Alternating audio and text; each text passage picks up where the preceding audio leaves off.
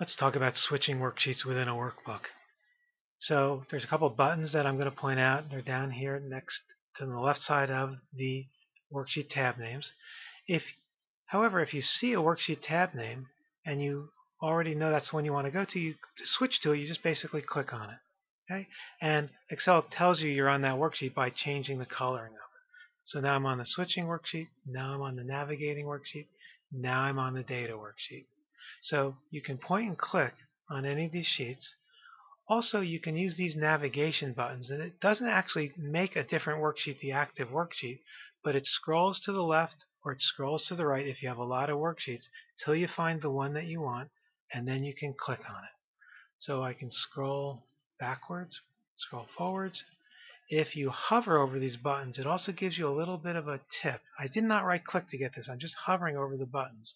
If I right click, I'll see all the sheets that I can switch to. So I can just double click on any one of these to go directly to that sheet. Let's do that. I'll go to the terminology worksheet. I'll right click again on these buttons and I'll go back to my switching worksheet.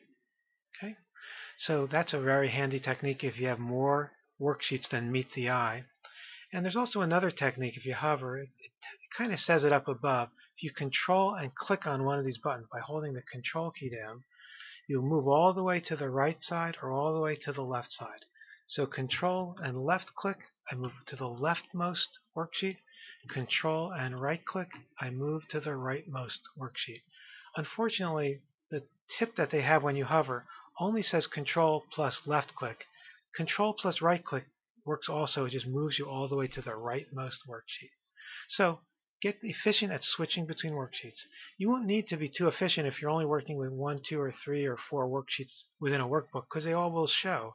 But if you start working with 10 or more worksheets, it's really good to become very efficient switching between them.